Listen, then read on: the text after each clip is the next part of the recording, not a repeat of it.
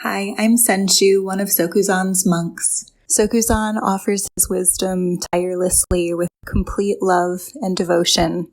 If you value these teachings, Sokuzan, the mandala of SokukoJi, please consider donating at SokukoJi.org. Thank you. Good to see all of you. Good evening, good morning, good afternoon, whatever shows up in your horizon. Before I start the Dharma talk, that is titled, Everything is the Path.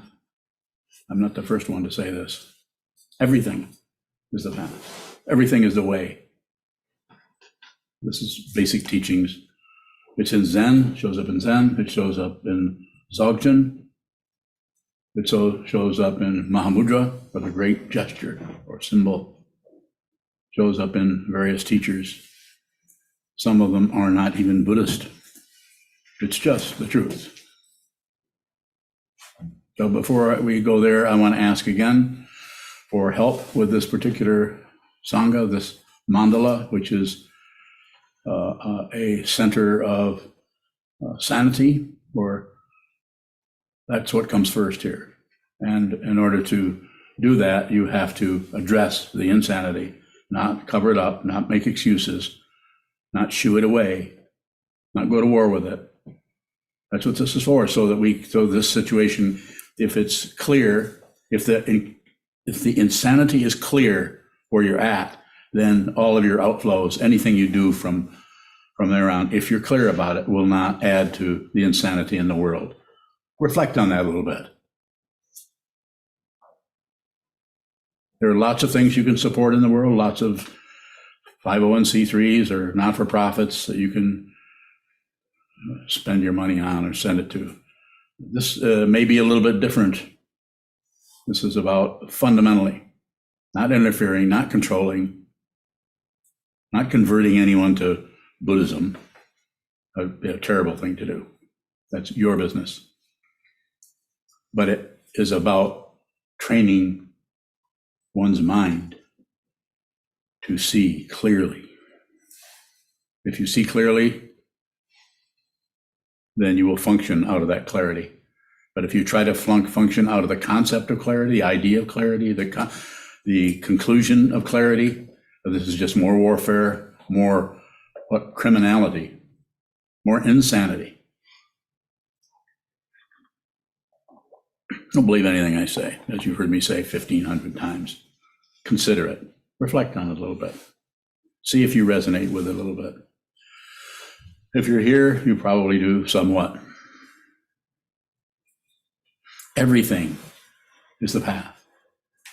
It would have to be that way if you reflect a little bit on that. Whatever arises in your mind stream, the way I say this is, that's it. That's how you know. Whatever shows up, look at that, observe that, feel that, smell that, taste that, think that. Nothing to correct.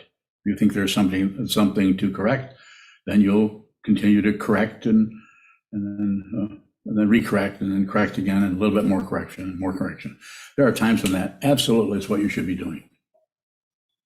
You should be doing that kind of work, especially if you're a carpenter, especially if you're raising an ant farm.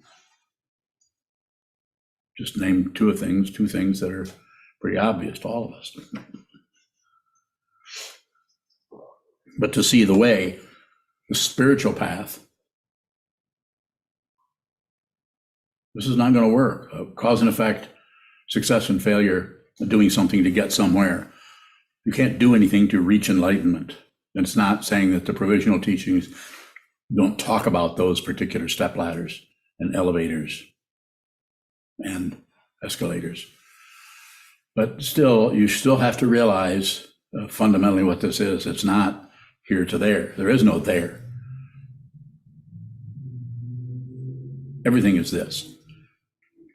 Nothing fundamentally occurs in the relative sense. Of course it does, but that's the clown at the head of the whole confusion. Or is it the Pied Piper following somebody, something, somewhere? You can't follow me because I'm not going anywhere. I don't have any followers. you think you're a follower of mine, I don't know, maybe you are. Let me know where I'm going, will you? So this was the title of this came from a statement. I feel it was a statement by Khenpo Gangshar, who was a teacher of my root guru, Chogyam Trungpa Rinpoche, back in the 70s or in the 50s. Also, he was a teacher of Trungpa Rinpoche, who wrote a book about Khenpo's teachings, which is what Eric Blogsfed recommended to me recently. But we may study that together, we'll see. His teachings were very direct, both to Trungpa Rinpoche and to Trungpa Rinpoche and other teachers, basically the Dzogchen Mahamudra teachings, which if you know a little bit about that, you might have an idea. Maybe you've already read Vivid Awareness by Trungpa Rinpoche, which is about the teachings of Khenpo.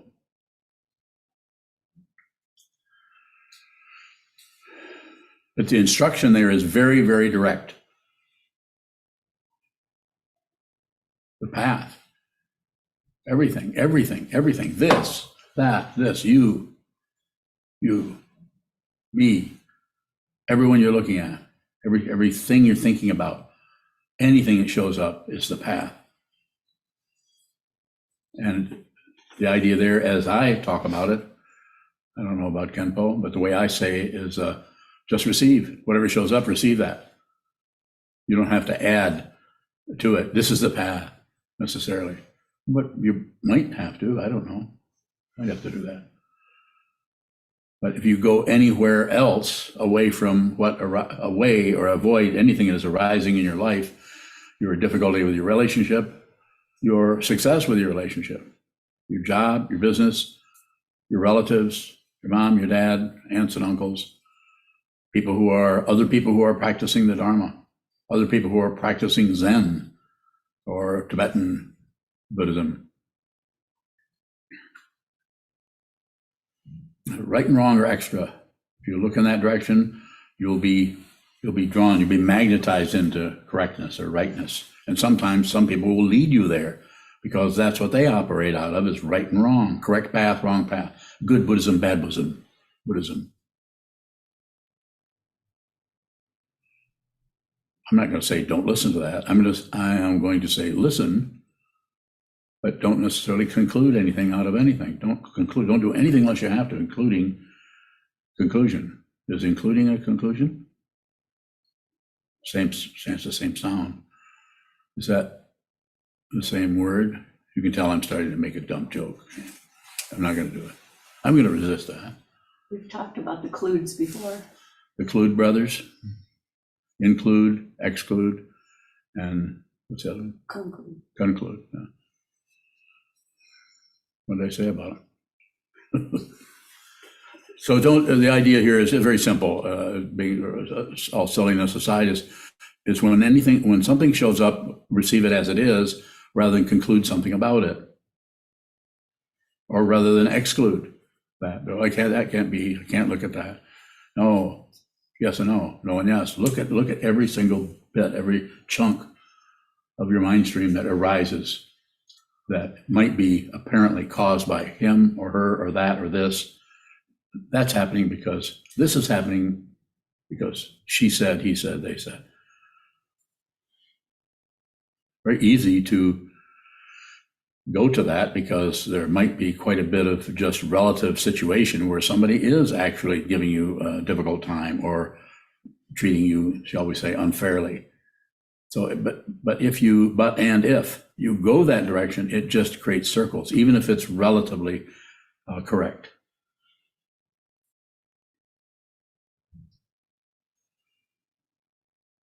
But what you can do is whatever shows up in the mind stream, just receive it. If you just receive it, if you receive it completely without adding anything to it, without presuming anything about that,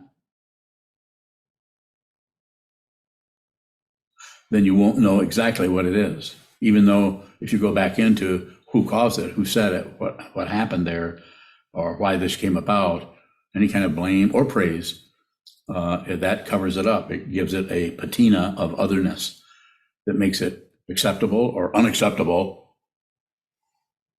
And here we go, or there you go, or here we all go on some kind of trip around the merry-go-round of the Ferris wheel or some circularity, that right and wrong, up and down, they shouldn't do that, I shouldn't have done this, I shouldn't have let them get away with it. You don't have to do any of that. And also, you don't have to take your eyes off from any of that. You can actually watch that occur without joining in, without refusing or resisting. There's passion and aggression right there. And without looking away or ignoring, there's the other one of the three poisons, ignorance. You don't have to take any position.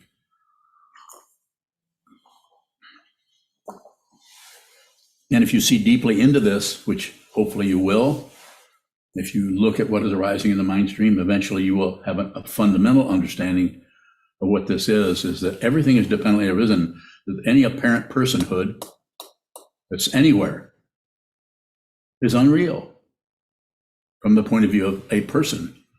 It's real from the point of view of dependent origination, our Tantra. It has a relative reality. You don't have to align yourself with anything. You don't have to believe in anything. Belief, disbelief, or obstructions, conflicting feelings, emotions, thoughts. You don't have to do that. You can actually train your mind, as I see it. I don't see everything, obviously, but as I see it, by sitting down, holding still for certain periods of time, longer is better, the way it looks here. Not that you couldn't overdo something, you can overdo everything. Pardon me. Sit down, hold still, and watch the movement of the world, of your mind, which is the world, of the world, which is your mind. Just watch that come and go without objecting, agreeing, or shutting down. I'll say it again. Watch whatever's moving without giving it the nod. Watch whatever's moving without saying no. Watch whatever's moving without blinding yourself with some kind of stupid, and this is a description, not a judgment, stupid otherness. Like, since you can't handle the reality that is showing up right in your mind stream, right in your life, right in your eyeballs, you will want to go to something else. It's called ignorance, but it also can show up as the activity of distraction into something more interesting, more safe. It could be a distraction into an opinion about what's happening, or judgment, or idea.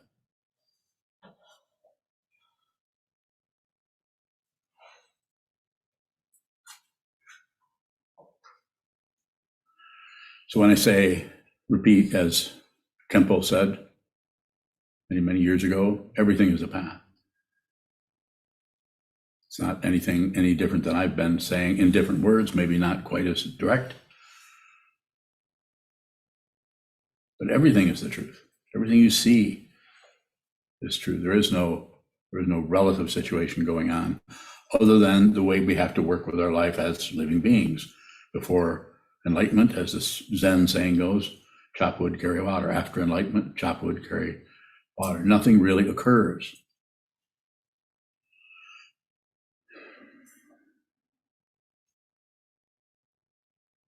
If these are ideas I had, I couldn't even, I'd be totally embarrassed to sit up here and talk to you about my stupid ideas. I don't have any stupid ideas. I'm just stupid, but not in the way you're thinking.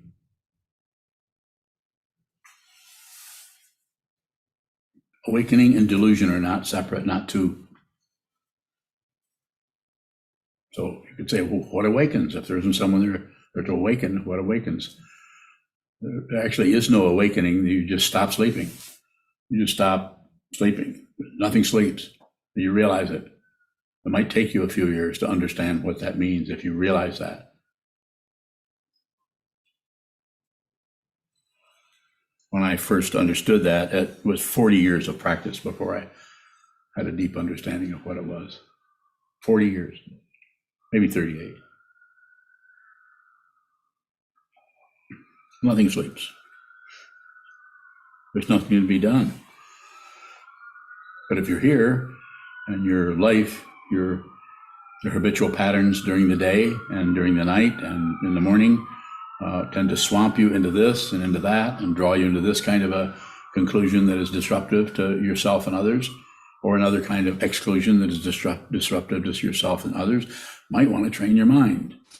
And all that takes, simply put, but very, very difficult to do and challenging to do, could be even said to be probably impossible to do without help.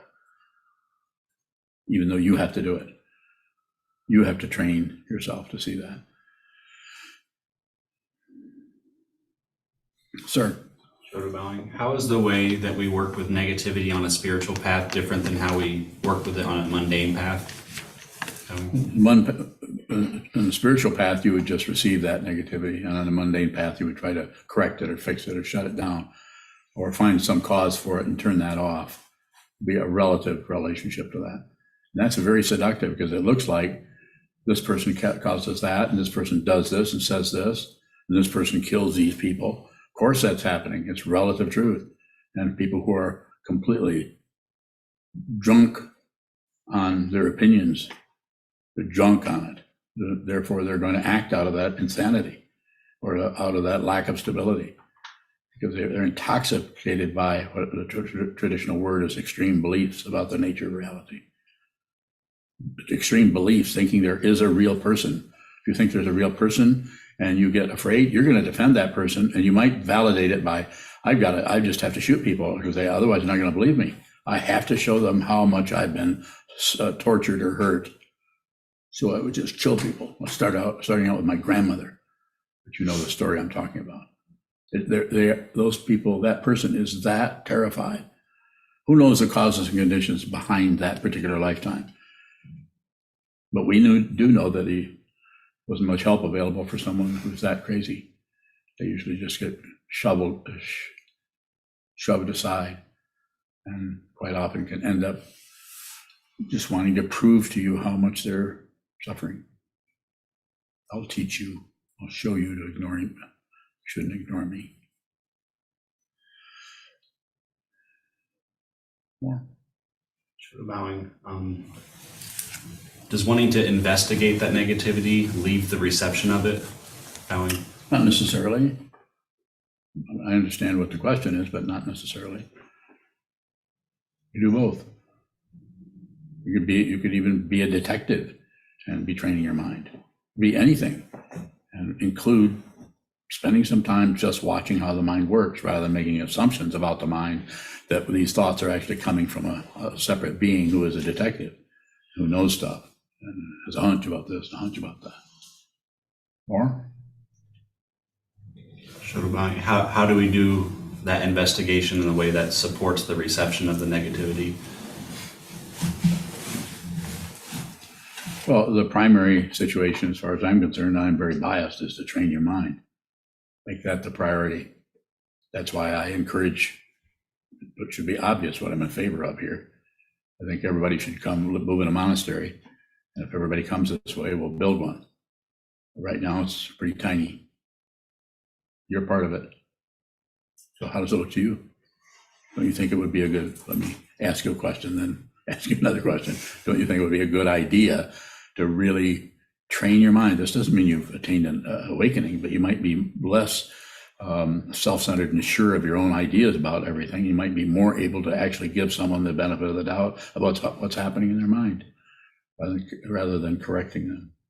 You might think, well, I don't know what I'm doing. They don't really know what they're doing, but I'm not going to make things worse by fighting with them. So you might be able to do that. That can be a gradual area where you look at the three vows. Don't do harm, do good. It's not too difficult to see that, even though sometimes that can be confusing because you can think that what you're doing for someone is actually good when you're actually harming them and getting in the way of the karma they need to see themselves. It's not something you can calculate or figure out. If you don't do anything unless you have to, then there's a good chance if you're spending a lot of time training your mind, then any outflow or any activity that you produce won't be obstructive for others and probably will be fairly harmonious. There's no guarantee. More? Shoulder bowing. Yes. Do outflows leave just receiving, bowing? Do outflows leave receiving, bowing? What do you want to know?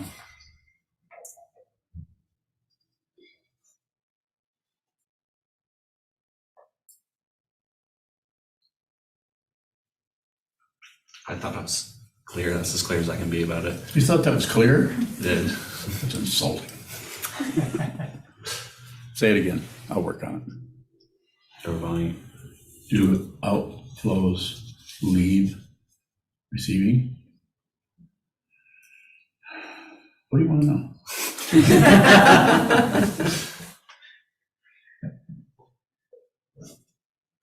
Eric, you didn't laugh. Everybody else laughed at you. So what do you think he meant?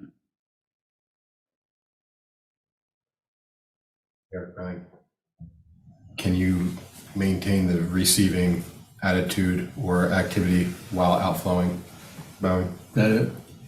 Sure. Yeah. Well, I like the way you said it. Sure, yeah, all right. Yeah. Not so good, but it's not exact, but pretty close. Is that it? I thought what I said was it, but What did you say? Say it again. Can you repeat it? Or do we need to get Sokuzan? Where is he? He remembers everything. Go ahead. I think what Eric said was Yes.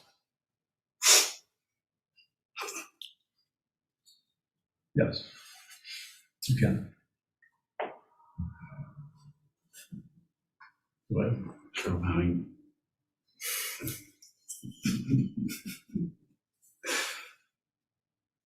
Can just receiving become a standard?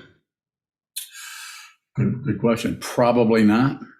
I mean, I would say probably if it might standardize a little bit, but the nature of what you're receiving is never the same. It's always the same in this something you're receiving, but it's never the same in this. The personality structure of everything is incredibly different. Get out 15 oak leaves and look at them. Find 2 of them that are alike. Get out 20 of them. They're the same. They're oak leaves, but they're different, and they're always different shaped.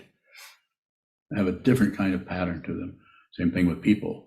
The same, humans, but incredibly different.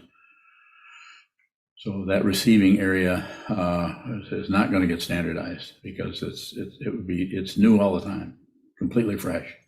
As Suzuki Roshi said in a book they published, one of his sayings was, "Not always so. Can't find anything. It's always that way. It's always so. Not always so." The other one is in Sandokai. The title of Sandokai is The Equality of Sameness and Difference. Sameness and difference are equal, but different. More. Thank you. Further question? Yes. Don't bowing? Earlier you were talking about not needing to correct anything. When the impulse to correct someone shows up, how do we work with that? Good. So just look at the impulse. And the impulse, sometimes that impulsiveness shows up because it is aligned with the self-centeredness that needs to be right, but is also afraid of being wrong. Puts a kind of a conflicting emotions in there, especially when the situation is vague, but also imminent, and maybe even looks a little dangerous if you don't do something about it in so many ways. And so less is better. That's called patience. Look at it, smell it, taste it, touch it. Look at the situation that's arising that is somehow triggering some kind of impulsiveness. You used the word impulse, I think. The impulse. Perception, you see something and you have an impulse about it. So as much as you can through your mind training, just observe that. And it will, if it does conditionally need a response, you won't be able to help yourself. You won't be able to stop yourself from doing that. And there's no guarantee because that whole dynamic is extremely flooded with preconceptions, ideas, conclusions, judgments, evaluations, bits of karmic pushing and pulling and pushing and pulling that you can't even be traced down. It's so complicated. Or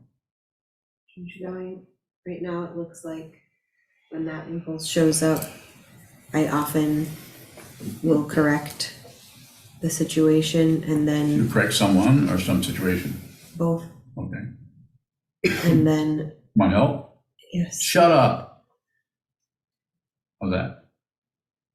And that way, I mean it in a way, I'm being silly, but I'm saying just don't talk, don't say anything, don't respond, make no response until that response gets to the point where it just has to get out. And then I doubt if you have the understanding to not outflow, in spite of your feeling pulled upon to do something about that. Look very closely and carefully at your intention. What is your real intention there? Is it to protect yourself? Is it to solve someone else's problem? Is it to interfere? Or is it to just be in control of everything? Look at that. Look at that closely. It's a path. It's not a goal. It's a path. And everything is the path. And what you're just asking about is the path. Nothing to correct. Nothing is threatened anywhere. It sure looks like it. More?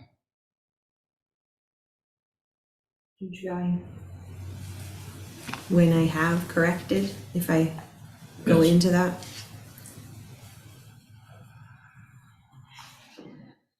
What do I do then? Well, also, it's very situational. It depends on if you're correcting yourself or moving something around, or if you're correcting another person about their activity or what they should be or shouldn't be doing. Is that what it is?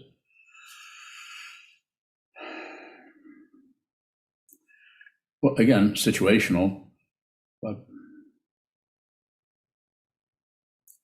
I'm not going to set up any kind of standard for it, but you might talk to that situation or that person more about that, see how it looks to them, interact with them, CCC, communicate, cooperate, collaborate. That first C, the first C is communication, means you do a lot of listening. So you might go back in. It is not necessary to go in and apologize. But situationally, maybe.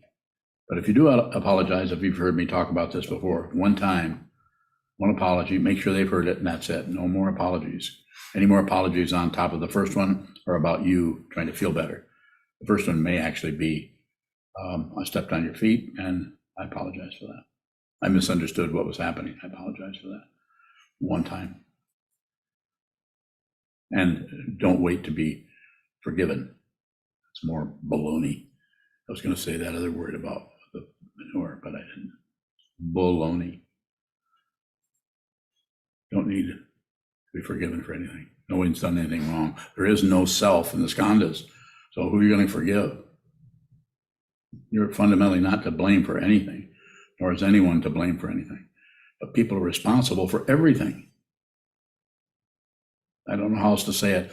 The relative words only go so far, and there has to be some ongoing insight slowly over time and seeing there's no solid being here, no solid identity. There's a temporary identity. Here, there's the name Sokuzan, was a Dharma teacher. That's it. And there may be other identities, old person, diabetic, a poor grammar, person with poor grammar. That's what was that called? It's like a grammar oxalate or something. It has something to do with nutrition, I think. Nobody's laughing. It's usually a sign that what I've said is ridiculous. More?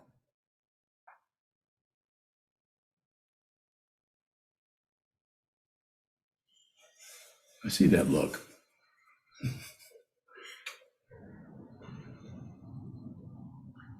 Come back to you. Go ahead. Shotobai, can keeping our mouth shut be harmful to others? Sure, maybe. That's why it needs to be a situation where you look at the situation, and since you've been practicing receiving on your own mind, which is like a squirrel cage, if you haven't noticed, but it's not about accomplishing what you're receiving. You don't have to have an accomplishment. You're changing your intention, your attitude towards everything, towards life itself, towards waking up in the morning. You're going to receive what this is. And you may produce some happy feelings. You may produce sad feelings, but whatever shows up is is what needs to show up because it's dependently arisen. There's no one who can be accused of anything. The minute you start accusing anybody else of how you feel, it's the very nature of delusion and confusion, to blame anyone, even though the person has come up and maybe insulted you, because you cannot track down the source of that insult because it's dependently arisen. There's no solid being there. Everything is the path. Everything is the path. And how do you find that out? By sit down, hold still, and watch what moves, because that's the path. You need to see the most subtle form of the path in your own experience. How do you do that? Hold everything very still. Don't fall asleep. If you do fall asleep, then do that. Bong, you hit your head on the wall. You'll do it once or maybe twice. Train yourself to observe so that you can actually see that whatever's arising in your mind stream, whether it's in a nightmare at 3 a.m, or whether it's something someone said to you that is very close to you, that you've always trusted, suddenly they're untrustworthy. All the things that come and go that cause us, even encourage us on some level to come to some kind of conclusion about stuff. Don't do that. You don't have to conclude anything. What do you have to do? Well, do whatever you want. But if you're listening to me, and there's a few people, 30, 40, 50 people or something listening, maybe more later on where this goes to. Excuse me. So everything is showing up in your mind. Tomorrow, if you brush your teeth every day, which you probably do, and when you're putting the Ipana or the Pepsodent or what's that other toothpaste that you use? It's just Thieves. Oh yeah, thieves. It's toothpaste that's stolen. It's a thieves toothpaste. You're putting some of that toothpaste on your device that has the bristles. You're putting that, and when it moves to your mouth, just look at that halfway measure, halfway between the tube and putting that in your mouth, right there. Awareness. Bring your awareness right to that still point, because nothing is moving there. I'm giving you a direct instruction on how to do this. You might have to do it a few 100,000 times. But that's it. That's it. It's right here. There is no past and future to that. It's an incredible illusion that binds us, ties us, it glues us to this body-mind complex that we are so crazily in love with and want to protect and want to promote. We want to make sure our skin is the right color. And want to make sure that our hair is combed in the right direction. Always primping.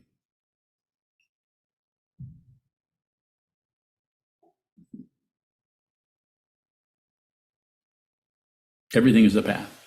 That toothpaste, just seeing it, just witnessing that, looking at that. Everything is like that. The whole world is like when you pull a chair out from the table, your hands on the back of that chair. I don't teach meditation and action. I teach meditation. I teach shikantaza. Sit down, hold still, face the wall, and then meditation will happen on its own. That doesn't mean I'm not going to talk about it. Doesn't mean that you wouldn't ask questions about it. But don't develop a standard for meditation like they do, for instance, the Japanese Kinhin, or traditional walking meditation, which Chezan, Juzan, Senchu, and Biyun are all out at SokukoJi in California, where Chezan is leading or co-leading a Denkoe sesshin, traditional sesshin that we don't do here, but they do there. So how's he doing? He's doing okay. The pictures look good. Everyone is smiling. He's not given a horrible Dharma talk yet, but we're waiting. We'll see how he does. Yes. I wonder if you could say more about the nature of apologies. I'm thinking about the non-apologies that you frequently get, like "I'm sorry you feel that way," or "I'm sorry, but." Yeah. Well, yeah, I do that too. So, what's your question? Just like what a true apology would be then, because you said apologize once, but if your apology isn't a real apology, then. Yeah, it's a pretty fishy area. So, but you could actually be sincerely sorry, even somewhat affectionate to that person, because you felt like you misunderstood something, you got in their way, you obstructed them in such a way that caused them further difficulty. You could say, "I'm sorry about that." one time, they'll hear you. Do it twice, then it's more about you trying to get off the hook or trying to get forgiveness or something. You don't need forgiveness. The person doesn't even need apology, but it may soften the whole dynamic between you and that person. I guess I'm thinking if you realize that your first apology was a non-apology, like if you go back, if the other person. Don't do it. Is it? Don't do anything. Okay. Don't correct anything. Don't go back. They'll be fine. It's not so much about what they think about you as it's so much about what you think about yourself. So quite often when we do that, we're trying to straighten things up. So at least we've apologized. They do that quite a bit in programs like 12-step programs, making amends and all that. It's not wrong, because those people are not particularly on a spiritual path, as it looks to me. They're on a very strong mundane path of supporting you in the crap that you're stuck in, which is usually addiction, but that might be the only help that person can get. So I'm all about that if people want to do that. But it's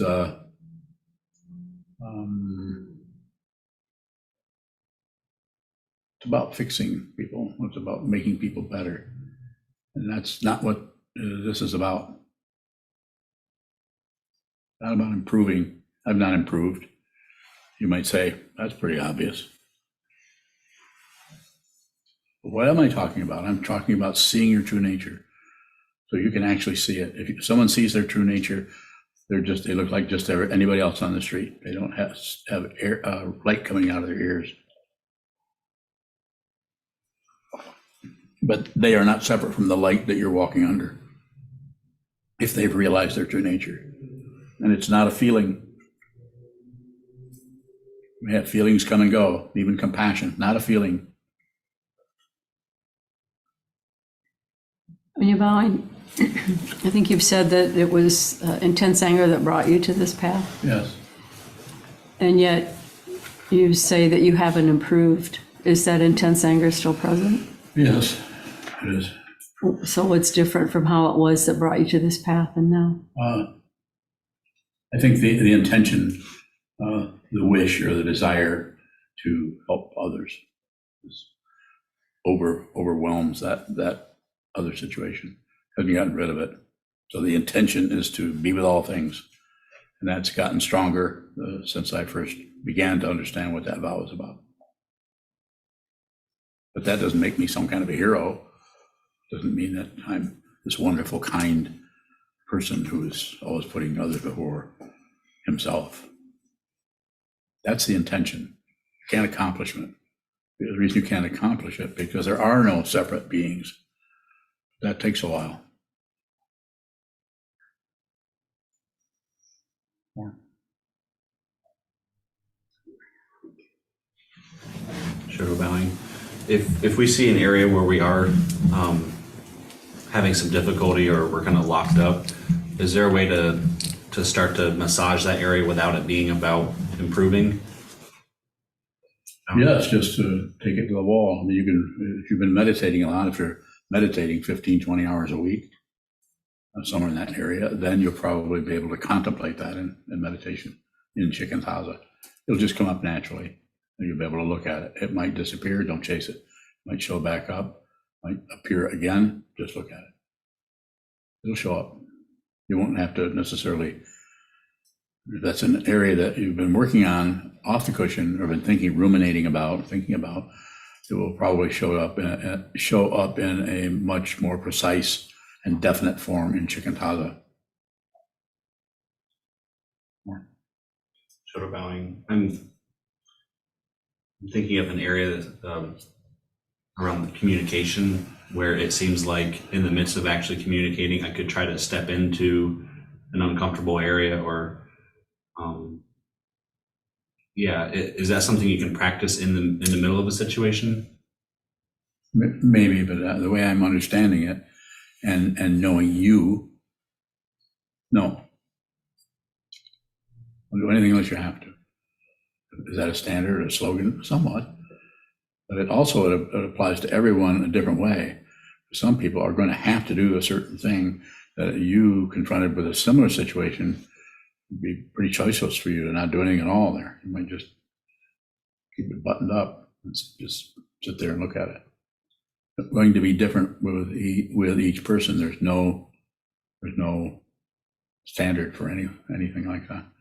Even the standard for a sitting meditation, even though it's strongly emphasized in the Soto tradition of Japan, I don't emphasize it because I know what it's like to have that emphasized and just about have your body break trying to do something that 3 people are able to do, sit there all day in a perfect lotus posture and hands in the meditation mudra and just sleep all day. Now, are they sleeping? I don't know, but they're sit pretty still for many hours at a time right in front of me. So pretty challenging. But we don't set up a standard. You come in and you're asked to hold symmetrical as your body will let you do, and sit as straight as you can, sit in a chair if you need to, hold as still as you can without being rigid, and watch what moves. But no one comes around with a stick and hits you like they do in some traditions, especially, especially the Rinzai. I don't think that's helpful, but that comes out of a macho, male-oriented military, just like the Japanese code of Bushido, which is very militaristic.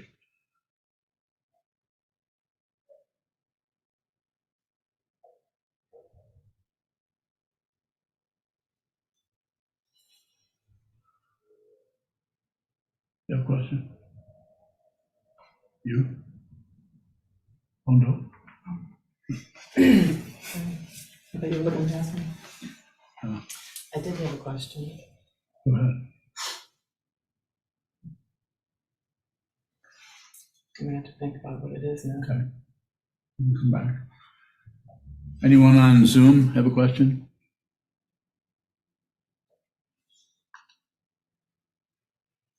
Go ahead. Sokuzan, how do we put others before ourselves if nobody needs anything from us? If nobody needs anything from us? Well, that's kind of a merchandising approach to it. It's there's a need and you fulfill it or something like that. It's not about that. Someone else might not even know you're doing that. Just put them before yourself. Hard to do. It's very hard to do that because it turns into a bunch of discursive thought about are you doing that or not. But take some time. You might have to look at your own self-centeredness, your own narcissism, and your own belief in your thought patterns. You have to spend some time with yourself, acknowledging that your mind is spinning and you're coming up with right and wrong. You're right and somebody else is wrong, or possibly you're wrong and somebody else is right. And no, I'm not reading minds. I don't need to read a mind because everybody's mind is hanging out all over. Yours, mine, everyone's. If you ever happen to stumble into my mind, you wouldn't see much. You might see a bunch of things, but they wouldn't belong to me.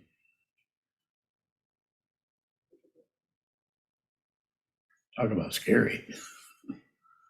What fundamentally do you want to know? That's a good question. What do you want to know? Tell me that, ask me that, and I'll respond as clearly as I can based on the clarity of your question.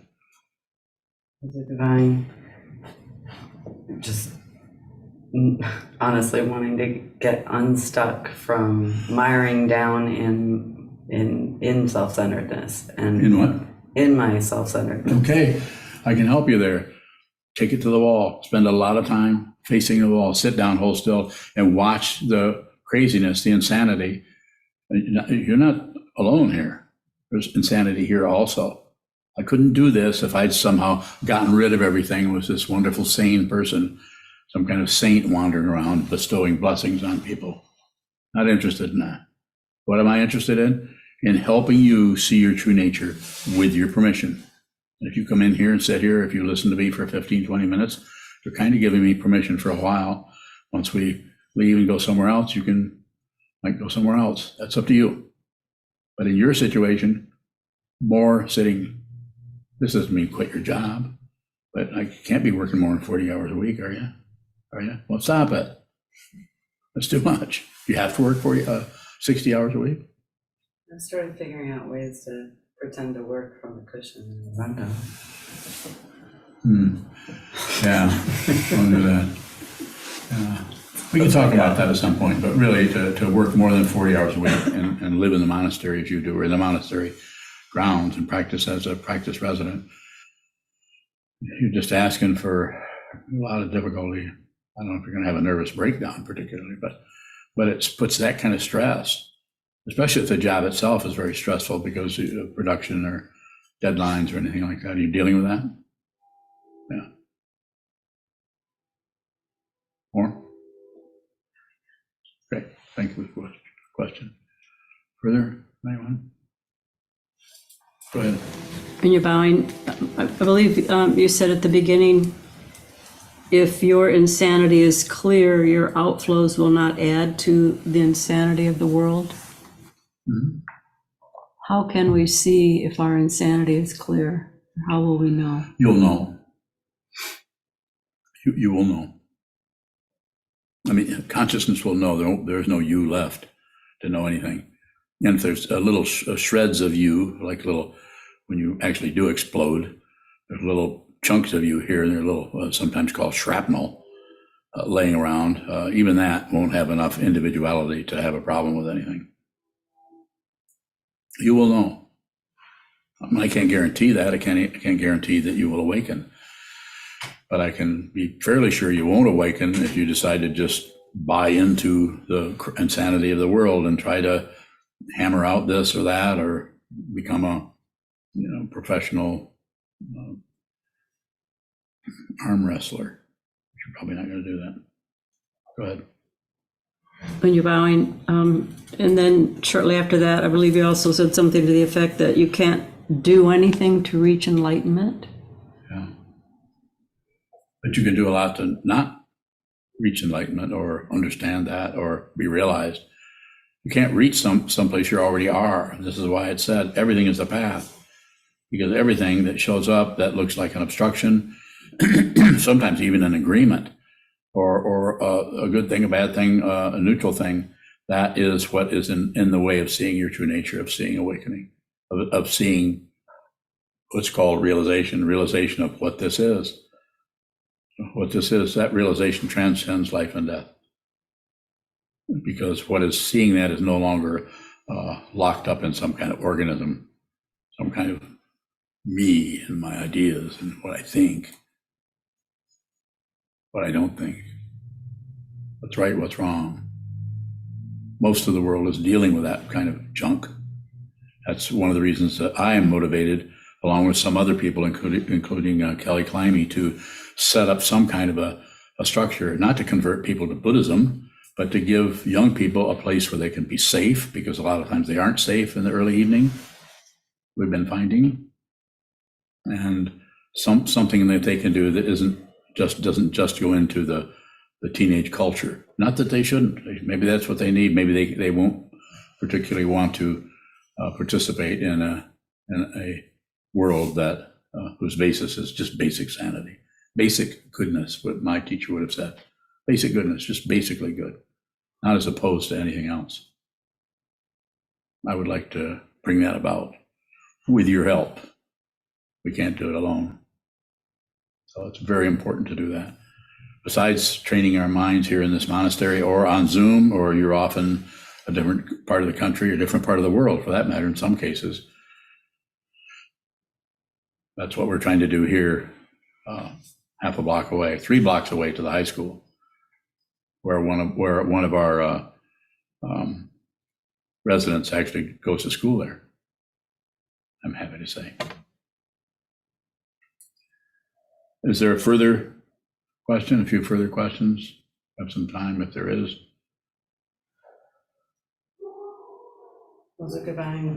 If you're looking at your own stress, and it seems like you can kind of see a weakness or breaking point, is there a way to ask for support from Sangha that doesn't bait people into thinking they need to fix something for you? Well, if it's this Sangha, it's not that they won't be feel baited into that. We all do. I do too. We all do that. It's just, it's not about stopping that. It's just seeing that that's not the only thing that's going on, is that you need to bail somebody out or help somebody.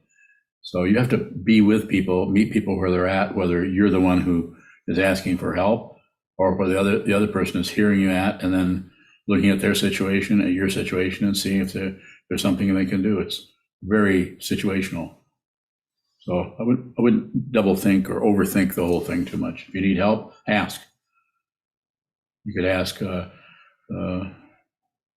different people, but the Sukansu or Chiazan is not here. He's out west. That would be one place to start. Start with me. Ask me directly, or ask him, or anyone in the monastery that's a resident, whether they're a monk or not. If they've lived here for quite a while, they're functioning in that way. So sometimes it's good to get some feedback from others. Could be from the teacher, could be from the Sangha, could be lots of places.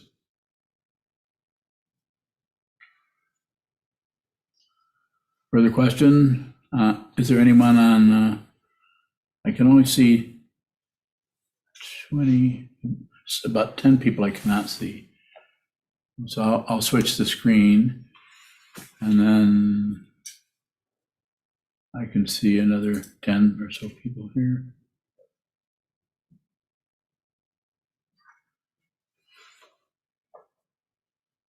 Okay, well, if there is a question, please speak up, because I may not be able to see your face and your gasho, if that's what you're doing. Yes. When you're bowing, sometimes you talk about holding your seat, Yes. and especially if there's intense negativity arising. Yes. What is it to hold your seat bowing? Don't do anything.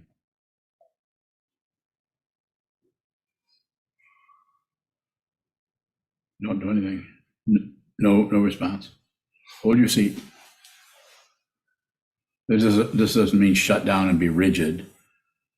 If you've been practicing sitting meditation for a few years, which you have, many years, you know what it's like to just hold your seat. You just sit still. You hold your seat. Don't hook up the vocal cords. Don't particularly hook up the hand waving. But also don't shut down on whatever's in front of you. Continue to receive that, because nothing lasts. But it will solidify and locate somewhere and take on a certain kind of relative value or negativity if you fool around with it. If you try to manipulate it or try to shift the blame. Like it looks like it's yours, but you want to, the old traditional way of saying, don't shift the cow's load to the ox. You can tell how many centuries ago that was. Say, don't, just whatever shows up, that's it. Even if it's blame for you from someone else, from some way they're looking at you or what they're saying to you, shaking their finger at you. When you're bowing, if we find ourselves drifting into what may be considered an old pattern of negativity, if from a thought process that could eventually lead into an outflow, is there some way to intercede?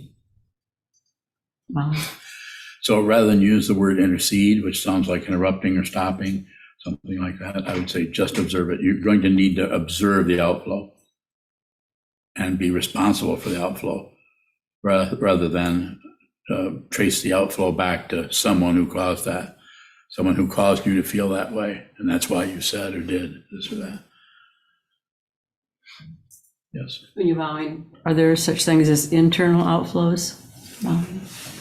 Most of them start that way. Not all, that's most of them. You're already outflowing inside. You're having conversation with yourself. You'll say something and you'll listen to it and you'll even come up with a response. I'm going to start doing it that way. I'm not going to put up with this anymore. Having a conversation with yourself. You actually divide it up into parts, so it's easier to feel like, you know, providing yourself with company, agreeing with yourself. Like, that's the last time they're going to do that. I'm not going to put up with that. I don't have to. And then you might actually say something next to somebody next to you. What do you think? Would you put up with that? With what? Well, what I was just thinking about. Well, what were you thinking about? What I was thinking about was something that she said when I came in the kitchen, and she said this, and that just seems very, very disrespectful. Would you put up with that? And then depending on who it is and how much insight they have, what their connection is with you, and how close you are already or how distant you are already, the causes and conditions are just very, very elaborate. So there's no way to see how that's going to develop along. But it's dependently arisen. There's no solid self anywhere in that business, including the outflower. There's just the outflow.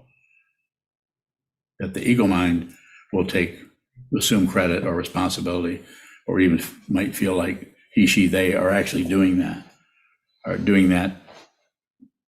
argument or that accusation. More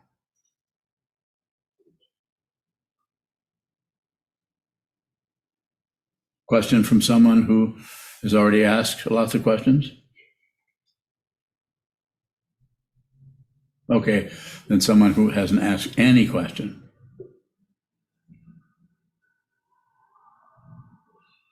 Come on, you guys. Get a bit of break. We got 6 more minutes to go. Jalen Bowing. What do you got?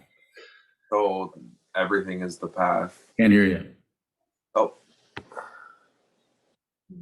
can you hear me? I think he's got it. I'm Have we muted? Is this my fault? Yeah. Tisho didn't hesitate to say yes. Yes, that's your Pro fault. FX is the microphone and the speaker is same as system.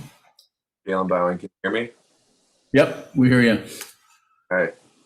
So everything is the path. Yes. How is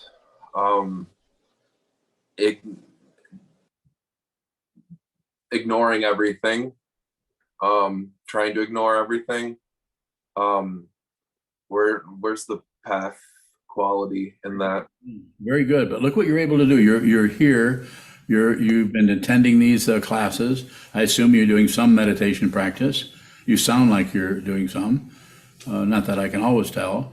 But you're also asking a question that takes a lot of awareness of what's happening in your mind stream. Not a compliment. Not compliment. I'm just saying it takes a lot of awareness to actually ask a question like that. So what is the path is that you're aware of that ignorance. That's the path. The ignorance itself may show up as path and may not, but right now it's your awareness of that ignorance, that you're actually looking at that ignorance. Path. More? Jalen Bowing. I just reading Trumpa's material uses passion, aggression, and indifference. Yes. And I find a confusion in the ignorance and the indifference.